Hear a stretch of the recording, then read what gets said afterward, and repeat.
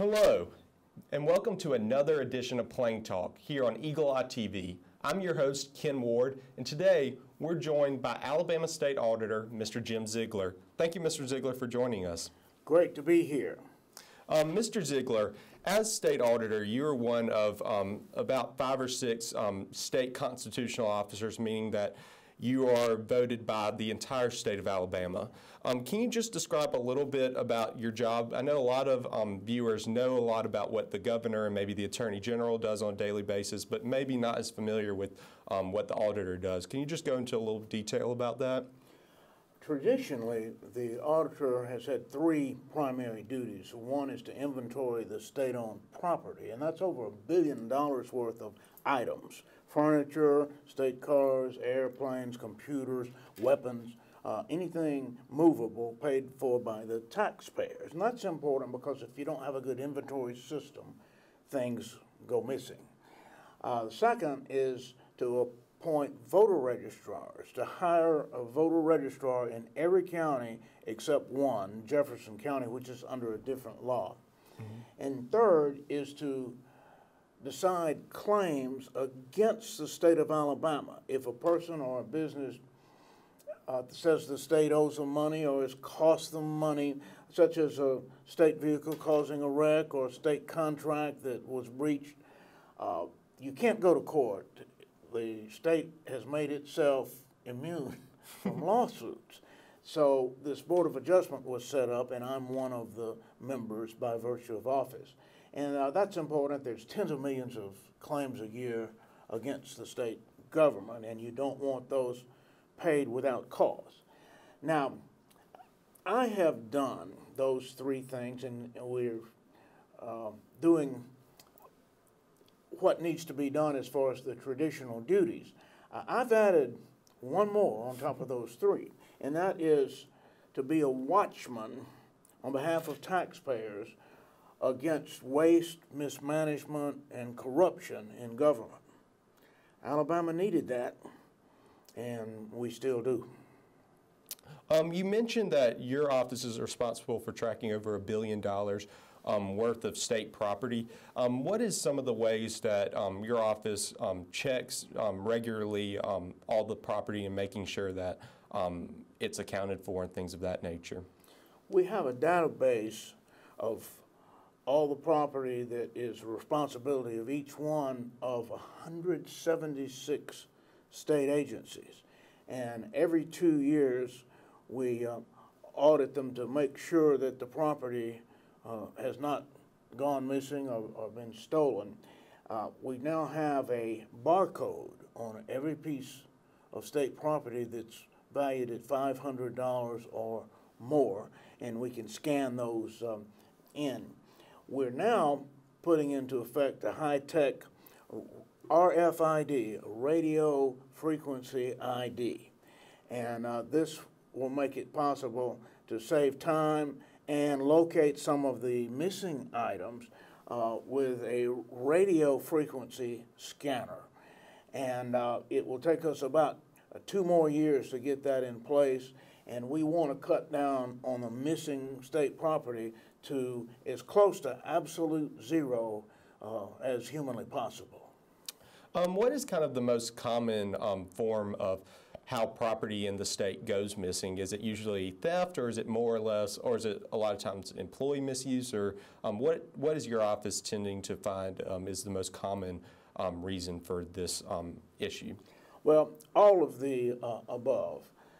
If something is alleged to have been stolen in a car break-in or break-in in an office, we're now requiring the employee who had that item to file a police report and to get the police involved just as they would if their own item was stolen in a break-in or otherwise. One of the concerning areas is weapons.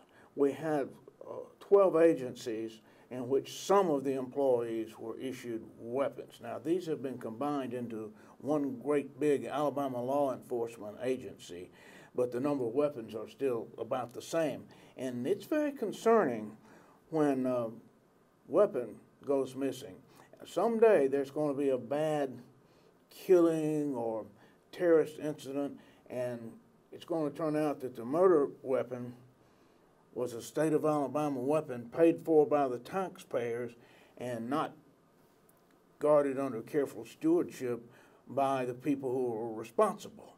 That's not good if that happens, and we want to take every preventive measure. There's just no excuse for having weapons paid for by the taxpayers that aren't safeguarded, and somebody goes home with them and doesn't come back. That's not acceptable. Is there a specific type of equipment, state property, that you tend to see misused or misplaced more often than not? It would be hard to say. Laptops are a favorite to get gone, and that probably is because they're so portable. People are used to taking them to the car, taking them home, taking them to a distant office, and so the laptops has been a little problem area, and that is the first one that comes to mind. The one that got my attention was the weapons, and we are making real progress. We're well below the national average of state governments in a tiny percentage of state property that goes missing, and even a small amount is not acceptable. I mean, the taxpayers paid for this, and we don't have to pay for it twice.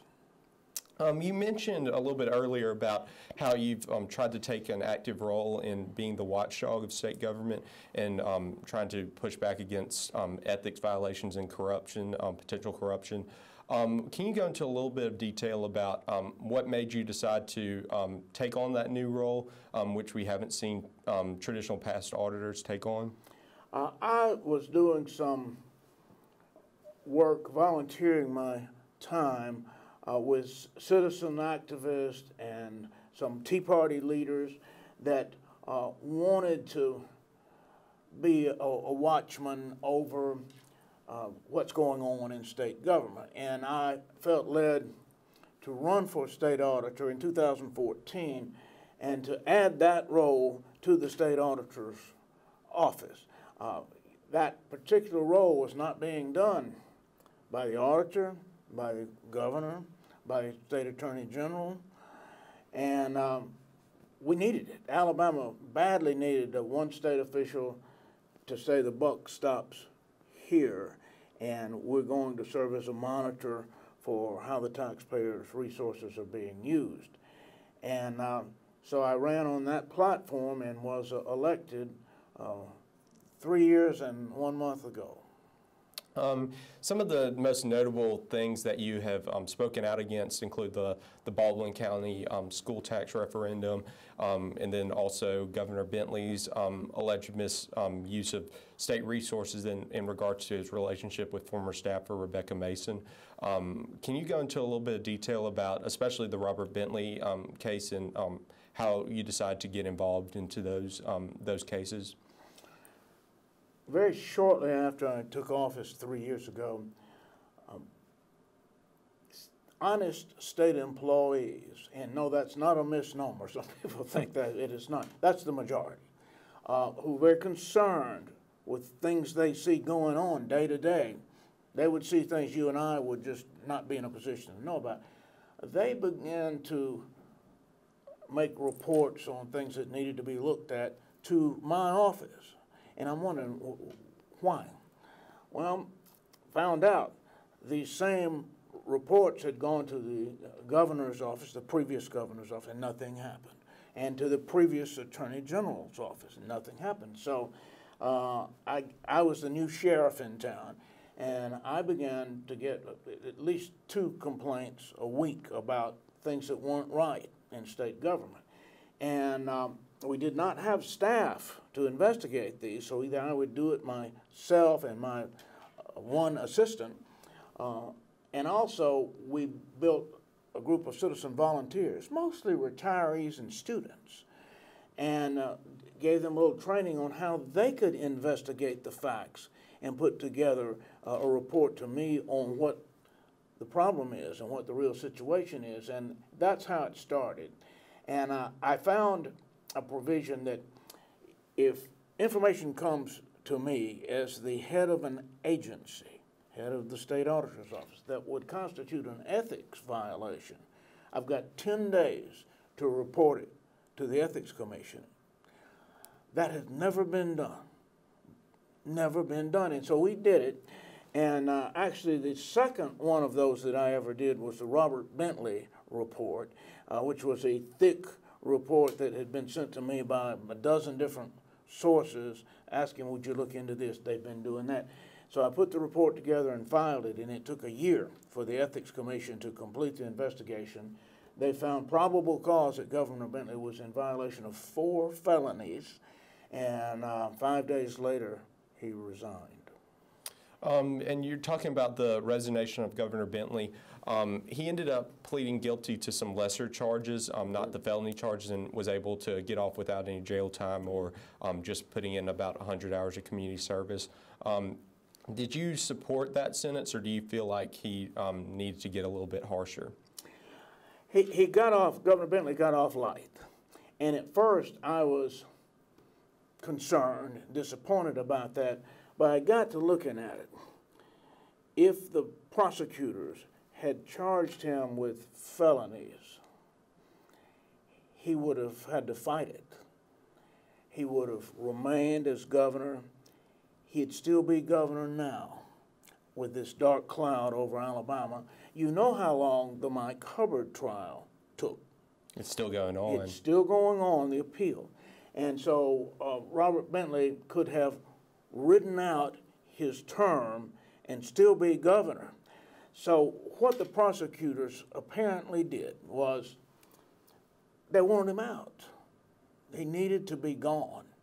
And so they let him plead to misdemeanors when he would have fought for months and months and maybe years on felony charges. So this kind of changed my attitude toward it. If your main point was to get him and his advisor out and get a fresh start for the state of Alabama, they did it right.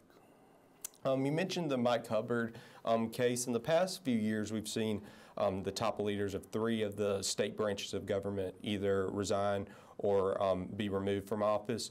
I asked Governor Ivey this recently. What do you think created this culture of corruption in Montgomery? Well, I've had several people tell me the reason was that I was not state auditor at that time. I don't know if I would go that far, but I think we can expect less of it when you have a known watchman looking over everybody's shoulders. Everything that comes by in terms of spending of the state dollars, I take a look at it, I question it. And I think that's what I was elected to do. It hasn't made a lot of friends on Goat Hill in Montgomery, but I wasn't running a popularity contest. I was running to be a watchman for the taxpaying public. And to an extent, it's worked. It's not worked as well as it could have, but I'm running for a second 4-year term, and we've got essentially 5 more years if I'm reelected to get it where it needs to be. Governor Ivey was put in office a little less than a year ago from today. How do you feel like the necessary changes, do you think, have been made in state government, or do you think that there's still work to go at the executive branch level in order to kind of root out some of this corruption and issues that you said your office has tried to investigate? Some of both.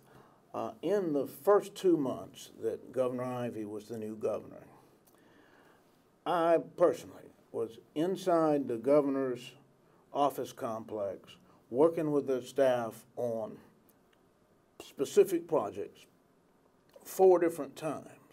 Now, that happens to be exactly 4 more times than I was ever in the Robert Bentley office while he was governor. So that right there is just a sign of more openness, wanting to involve me more, which I think is a good thing. And I have not agreed with everything that she's done, but last week an older gentleman said something I thought was quite wise. He said, Governor Ivey had a good act to follow. If she didn't do a blessed thing, she'd look good compared to what we had. And I thought that was funny in a way, and has a certain truthfulness in another way.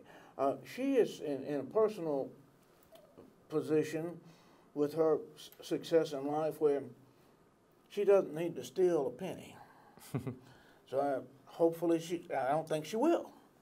And she's been around this business a long time, so hopefully won't repeat some mistakes. And hopefully she'll listen. I think she's listening. Certainly her staff are listening to me some, and Governor Bentley did not want any advice except from a handful of people that did not give good advice. Could you go into a little bit of detail besides about who some of those people might have been? Under Governor Bentley's administration? Well, obviously the main advisor was his so-called senior policy advisor, Rebecca Mason, and that's where a lot of the problem came from. He and her would even do things and plan things and not tell the remainder of the staff, or the remainder of the staff might sometimes be against what it is, and they forged on ahead. And they were just wondering, it was like the Kaiser and Bismarck, and here they came. And there was a tour coming through the state capitol of leaders from Gadsden, Alabama, and they stopped. Right outside my door is the marble statue of Governor Lurleen Wallace, the first female governor of Alabama, and I was supposed to go out there and talk to them, and I did. And I told them, now this is a statue of Governor Lurleen Wallace. She was the first female governor of Alabama, and now we've had 3 female governors. And they kind of all looked at each other quizzically, and I said, oh yes, Governor Lurleen Wallace, Rebecca Mason, and Kay Ivey. And they got a big kick out of that because Rebecca Mason was acting governor of Alabama, and therein was the seed of the problem. We got to take a quick break. We're watching Plain Talk here on Eagle Eye TV. We're joined today by Auditor of the State of Alabama, Mr. Jim Zeigler. We'll be right back.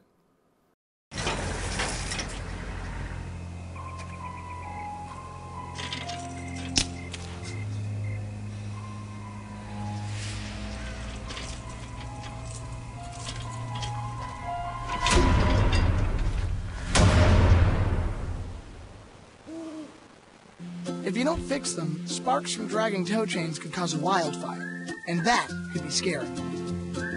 Hi, Smokey. Only you can prevent wildfires.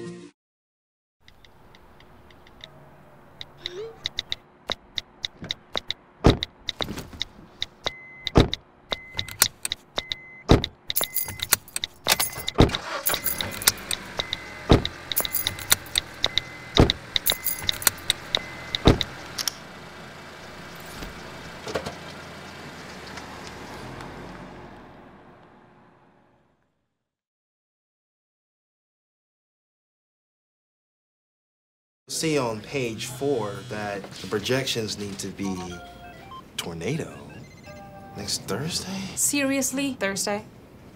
Can't do that. This is really inconvenient. I have yoga that day. I have no time for this. So. I can't do Thursday, but I can do Friday. Disasters don't plan ahead. You can. Talk to your loved ones about how you're going to be ready in an emergency. Don't wait. Communicate. Welcome back to Plain Talk here on Eagle Eye TV. I'm your host, Ken Ward, and today we're joined by Alabama State Auditor, Mr. Jim Zeigler. Thank you so much, Mr. Zeigler, for joining us. It's great to be back in Auburn. Well, thank you so much. We were talking a little bit earlier about some of the work your office has tried to do in exposing some possible ethics violations and corruption in Montgomery. As we know, some of these revelations that you've worked to try to expose has not, as you noted a little bit earlier, has not made you a popular figure in Montgomery. In over several budget cycles, the legislature has cut the state auditor's budget. I know you've spoken out against that. Many of them occurred during the administration of Robert Bentley. Could you go into a little bit of detail about those budget cuts and why you feel like those were instituted? Yes, and I will say that all of the budget cuts occurred under the administration of Robert Bentley. All 28.5% of the cuts. To start with, when my first day, 3 years and 1 month ago, the staff and the budget was a very lean, sparse budget that I inherited. And yet we were prepared to go forward and did with that. From that lean budget, 2 Robert Bentley budget proposals cut us a total of 28.5%, and it just was amazing that the staff has been able to stay current on the property audits, and I've kept current on the appointments of the voter registrars in 66 counties, and on the State Board of Adjustment handling tens of millions of claims against the state. But we're current on all those things by the skin of our teeth. Now, the budget cuts have cut my staff from 11 to 5.5. Now, I don't mind the 5, but that half a staffer, that's pretty awkward situation. And I will say this, there's some good news. Just recently, the State Senate Finance General Fund Committee has restored half of that cut. Now, it still has to pass on the floor of the Senate and then still pass the House and be signed by Governor Kay Ivey. But we have every reason to believe that people are now beginning to see that this is needed. That what I'm doing with a serious approach to being a watchman for the use of taxpayer resources needs to be done. We have not used any of the taxpayer money or any of the staff on those projects. Those have been done by myself and 37 volunteers whom we trained. The paid staff, the official staff, works strictly on the property audits, and that's as it should be. So we think we can get back about half of that budget loss, and we'll be able to survive. And maybe if I'm reelected to another term, we'll be able to restore the budget where it needs to be to effectively do the job. I know there's been several proposals in order that the legislature has brought up to possibly eliminate your office and remove some of those responsibilities to an appointed government agency. What is your opinion on some of those proposals that have been floated over the years? The bill a year and a half ago to abolish the elected state auditor and let the governor, who was Governor Bentley at that time, appoint the state auditor was the most ridiculous idea that I've heard since I've been in Montgomery, and it got nowhere. It did not get out of committee in the House where it had originated. And since then, I have talked and met with the representative who sponsored it, and we've come to a meeting of the minds, and he's an understanding of why I'm doing what I'm doing, and he's actually been helpful on some other legislation, and I think will be helpful in restoring our budget. So when we see a problem somewhere, we don't just blast them and criticize them. We try to turn around and solve whatever the problem is. And you spoke about working to try to solve legislative problems. I know last legislative session when Governor Bentley was still in office, he and his prison commissioner floated a possible $800 million bond issue in order to build new prisons to replace some of the aging facilities that we have now. I know your office brought up a new proposal. Can you discuss how your office has tried to work with the legislature in order to bring about other proposals to legislative matters? Yes, that is a perfect example. The state of Alabama came that close to saddling ourselves and our children and possibly our grandchildren with $800 million in debt, to essentially bulldoze 13 of our existing state prisons that could be renovated and build 4 super-duper mega prisons. This would have been essentially an $800 million no-bid contract guided by Governor Bentley and his policy advisor. They would pick out the 4 sites for the super prisons. This is power and money like never been committed to the hands of one man and his senior policy advisor. And I went to work researching this, finding every flaw in it that I could find, getting that information to the media, getting it to citizen activist groups, getting it to certain members of the legislature that were like-minded and did not agree that this was the way to go. And we beat that legislation, barely, just barely. And that's one of the things that probably saved the state more money and problems than anything I've done in the 3 years I've been in. A big issue that came up towards the end of Robert Bentley's administration that you were involved with was the Alabama special Senate election. Robert Bentley wanted to move the election to the regularly scheduled 2018 midterm, but you sued in order to try to get it moved up. Given the results that we've seen from that election, do you in any way regret working to try to get that election moved up? That's a fair question, and I believe that the Bentley-appointed U.S. Senator Luther Strange could not have been elected. Obviously, in 17 he wasn't, and I don't think he could have been in 18. That appointment was one of the worst appointments I've ever seen by any governor of Alabama. And that's covering a lot of ground. There have been some bad appointments over the years, and this was perhaps the worst. The law, as it now reads, is clear that if there's a vacancy in the U.S. Senate and it's within 4 months of the next regularly scheduled election, that's when it's to be. But this was 21 months before the next regularly scheduled election. And it says in that instance it's to be forthwith.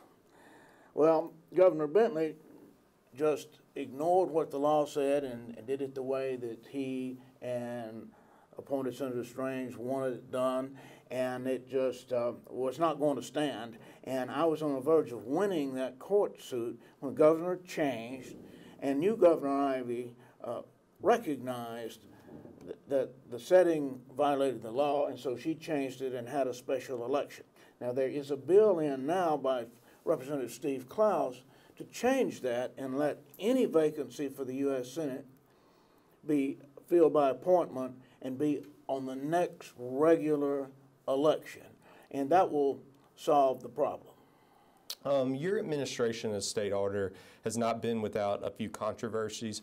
Most recently was during the Senate election when Roy Moore was accused of sexual misconduct with some underage girls. You told the Washington Examiner, compared some of Roy Moore's actions to some biblical figures as well. Do you regret that statement, or do you stand by that statement? Well, the Washington reporters got a hold of that and took it completely out of context. And we had finished talking about the fact that the accusations against Roy Moore were almost 40 years old, and they were unproven, and that paid investigators had been sent down to Etowah County, Alabama, to dig up something. We talked about all those things. And then they asked me a follow-up question, and I fell into a trap. They said, is it ever okay for a man 31, 32 years old to date a teenage girl? And I cited several examples that I knew about. And in the United States, I'm sure there are tens of thousands of them. But naturally, they took the ones that would be most controversial. and went with those as if I was trying to.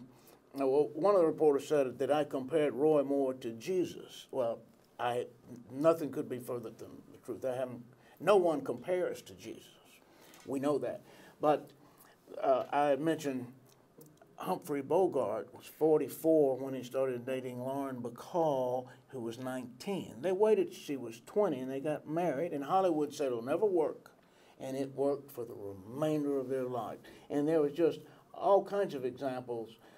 In small towns in the rural South, it's just not that unusual for a teenage girl to date or marry an older gentleman. And if the family feels funny about that, they don't have to do that. But it does happen, and that just got blown out of context. Now, what was the end result of all that?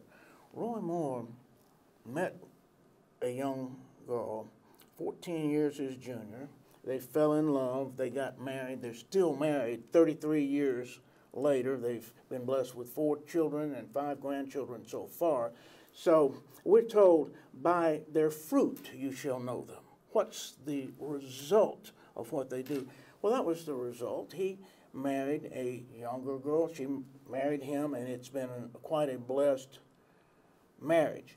No one talked about that in the Washington media. But some of Roy Moore's accusers were as young as 14, which does raise some questions about his issues. So do you think that what he has been accused of by several women was acceptable? I do not know. Once the election was over, I moved on to the state auditing process and the state issues, and you hadn't heard much about those accusations. There have been a little bit because of a lawsuit, but I have not gone to, it would be beating a dead horse to stay on that issue. But during the campaign, I saw some information that proved that on the alleged 14-year-old, that she never told him how old she was until the very end, and then he cut it off. I found that to be a provable fact, but nobody was interested in provable facts. They were only interested in salacious accusations at that time. So I don't think we'll hear much more about that. My final question before we end the program is, you are running for re-election for the Republican nomination for state auditor for another term. Your highest profile opponent is a district attorney over in West Alabama. What do you feel like separates your record from his record and what he's running on? As far as I know, I've never met him. I came close in the same meeting, but we never hooked up. I may see him soon. I think I will, but I don't know what his record is other than as an assistant prosecutor and young lawyer. I don't know anything bad about him, and I intend to run on my record and my plans for the next 4 years, and not. I have trouble remembering his name. Somebody asked me his name, and I blanked out. They thought I was trying to be funny, but I'm just going to run on my record and my proposals. Well, thank you so much, Mr. Zeigler, for joining us today on Plain Talk, and thank you so much for sitting down and talking to us about your job and some of the responsibilities of being state auditor for the state of Alabama. Well, thank you so very, very much. And you've been watching Plain Talk here on Eagle Eye TV. I'm your host, Ken Ward. Join us again for next week for another in-depth conversation with one of the key policymakers here in our community, in our state. Thank you and have a great week.